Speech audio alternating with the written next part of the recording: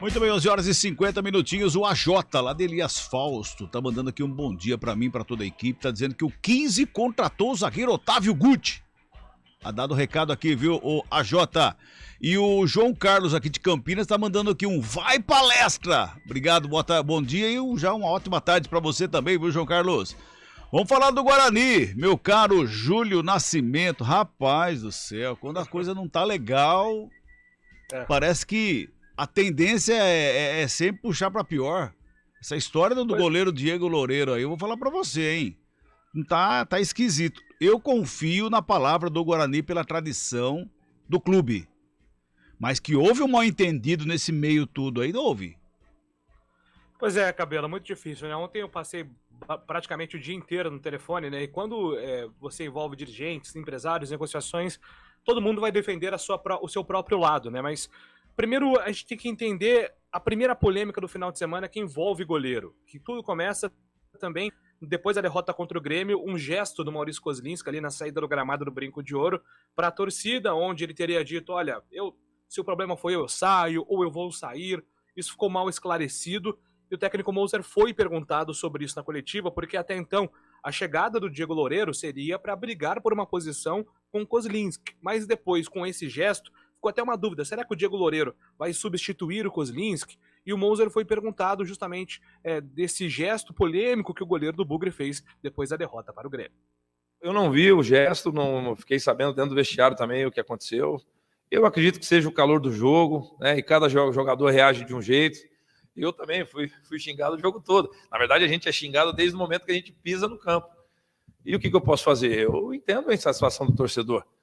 E nós só vamos reverter. E o torcedor é passional, né? Então, é o mesmo que te xinga, é o mesmo que vai te elogiar daqui 2 rodadas. Porque nós vamos vencer contra o Criciúma e nós vamos vencer contra o Náutico. E nós vamos fazer 6 pontos. De 19, nós vamos passar para 25. Então, esses caras que estão nos xingando, são eles que vão nos aplaudir.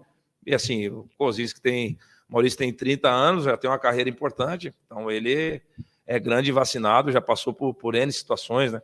Então, acredito que ele está acostumado com esse tipo de pressão. E nós sabemos que toda a equipe que tem camisa, a pressão ela acaba sendo maior do que outras equipes. É natural isso. Cabela, primeiro sinal, o Guarani convocou uma entrevista coletiva às 2 da tarde justamente para o Kozlinski explicar o gesto, e ele vai falar que o que ele disse para alguns torcedores nas redes sociais. No caso, ele teria sinalizado assim, ó, se o problema foi eu saio. Um desabafo ali de cabeça quente, é verdade, mas ele vai conversar com a imprensa hoje, é uma oportunidade para o Kozlinski explicar essa situação. E o outro ponto é justamente o caso envolvendo o Diego Loureiro, e agora eu explico. Juntando as duas notas e as duas versões, tentando colocar aqui algum ponto em comum entre elas e até conversando com pessoas ligadas ao Diego Loureiro e também ao Guarani, o que eu consegui apurar foi o seguinte, teve uma diferença no salário acordado pelas partes e no salário que depois, quando o Diego chegou, ele ficou sabendo, uma diferença de R$10.000 aproximadamente. O Diego Loureiro, de fato, pediu essa cláusula que o Guarani citou sobre rebaixamento, o Guarani não aceitou essa cláusula, e sobre essa proposta de Portugal, eu não consegui a confirmação. O Guarani alega, né, que os empresários seriam avisados sobre uma proposta de Portugal e por isso teriam feito ali um clima até para facilitar essa saída. Então, esse é um ponto, de fato, divergente. O Diego Loureiro vai defender a parte dele, dizendo que os termos não eram os mesmos do que o Guarani ofereceu num primeiro momento. O Guarani cita aí a parte dessa administração de relacionamento com os empresários que não foi legal, e esses pedidos de cláusula que o Guarani entendeu e que não fazem sentido, até porque o contrato seria longo, e o Diego Loureiro não permanece então no Brinco. O Guarani volta a ter o Kozlinski, o Arthur Gazzi e também o Lucas Cardoso como as opções, mas foi um desgaste bem chato, né, Cabelo? Uma notícia que não é nunca legal de repercutir, ainda mais o Guarani na situação que está dentro da Série B, né? E nós falávamos, né? A gente falou muito sobre o Kozlinski, devido à chegada do Loureiro, porque acho que não era momento de contratar um goleiro do nível do Loureiro pro Guarani, poder gastar essa bala em outro jogador. A gente falou muito sobre isso. Aí vem o Kozlinski que faz o que fez a saída de campo da última sexta-feira. E aí reforça ainda mais aquela ideia, né, Carlão? de falar, poxa vida, então o Kozlinski está indo embora. Não estão falando nada, mas ele está indo embora, porque a janela fecha dia 15, tem ainda 7 dias pela frente ainda. Mas aí o Loureiro também não fica. Nada é tão ruim que não possa piorar um pouquinho, né, Carlão?